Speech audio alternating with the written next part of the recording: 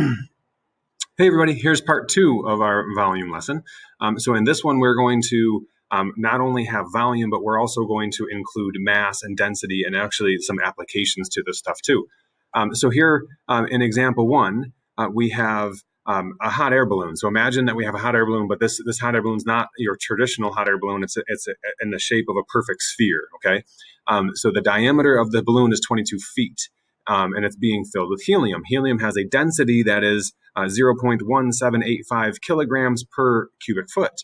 How many kilograms of helium does the balloon contain? So what I'm given is a density, and a density is a ratio of mass, weight, to volume, space, okay? And so what I need to do is I got to find the volume of this balloon first, and then I can use the volume and the density to calculate the mass. Okay, so let's think about volume, and since it's a shape of a sphere, I'm going to write the volume formula for a sphere. That's 4/3 times pi times r cubed. Okay, so r is the only number that you need in order to calculate the volume of a sphere. R is the length of the radius. Well, in this case, my sphere has a diameter that is 22 feet, so the radius is 11 feet. Okay, so what I'm going to do is I'm going to calculate the volume by saying I got the number 4/3 times pi times the number 11 cubed.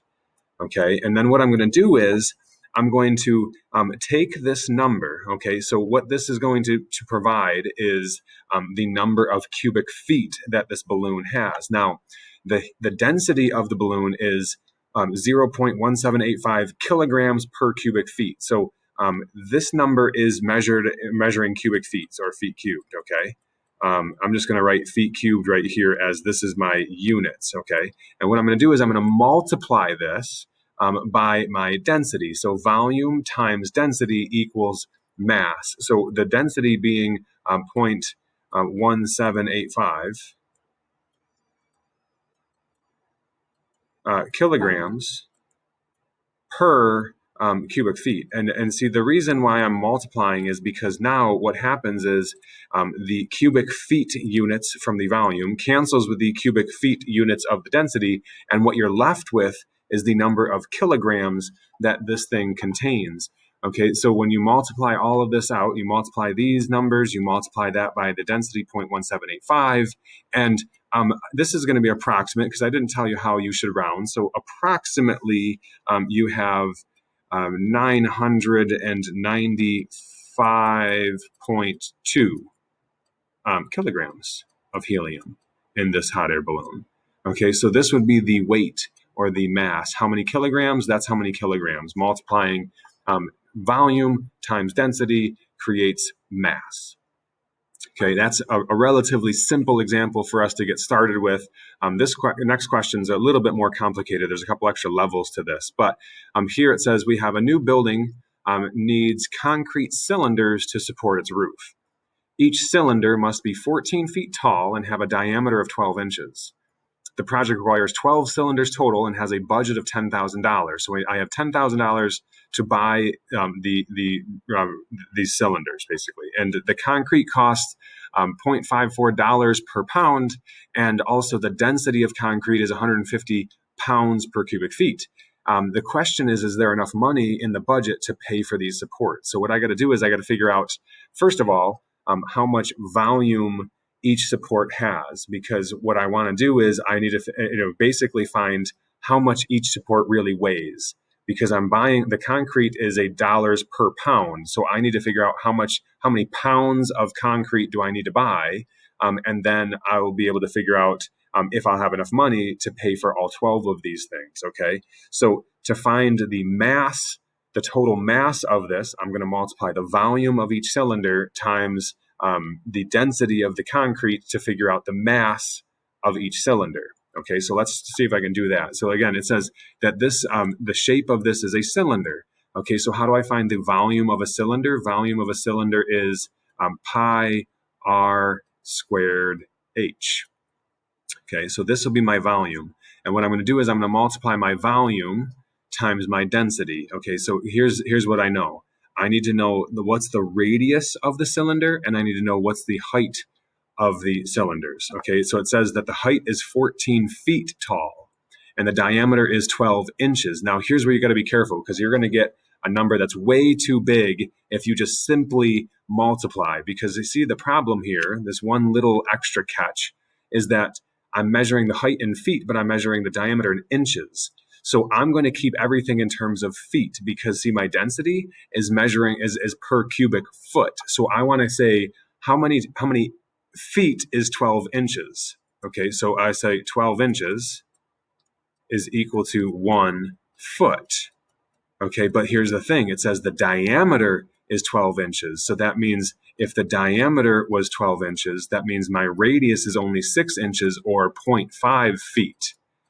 Okay, so I need to use my radius as 0.5, not 12. See how much difference that would be? And now I'm going to take I'm going to find my volume by doing pi times my radius in feet, 0.5 squared, times the height of this. Each one is 14 feet. So this is going to tell me how many feet cubed. Okay, you have this number of cubic feet. And what I'm going to do now is I'm going to multiply this by my density because volume times density is mass. So I'm going to multiply this by 150 pounds per cubic feet. Okay, so now what happens is I'll have the cubic feet will cancel with the cubic feet, and what I have currently is pounds. All right, but I'm not done because I don't want just pounds. I want dollars. Okay, I really, really, really want just dollars to know how much these things are going to cost. Okay, so what I'm going to do next is I'm going to just keep multiplying here. I'm going to multiply next by the cost. It's $0.54 per pound. Okay, you see why I would do that is now the pounds that I have here cancels with the pounds that I have here, and what I now have is dollars. Okay, and then the last thing I'm going to do here is I'm going to say, okay, I also need to find the cost for 12 of these things. So I'm going to multiply one more thing and say this is times 12 because I have 12 cylinders total that I need. So I found the volume of each cylinder. I multiply by that the density of concrete and the cost of the concrete, and then I'm going to say just times 12 because I need 12 of these things. Okay, so what's going to happen right now is the only unit I have left is dollars. My cubic feet canceled, my pounds canceled, I have dollars left. So my answer right now, when I multiply all this out, my answer is, 10,687. I'm trying to read my writing. $10,687.69. Okay. And now the last part of this is just saying, do we have enough money? Well, okay, so no. $10,000 is not enough to pay for all the concrete. Okay. Is there enough money? No, there is not. Because according to my calculation, it's going to cost a little more than $10,000 to buy these things. Okay. So that's a much more detailed or complicated question because we have a lot of things to keep track of here. But volume times density is mass. And then I just had to kind of apply what else I knew here. Okay. So we'll have a couple questions for you guys to try. And then we'll be able to wrap this all up. Okay. Bye-bye.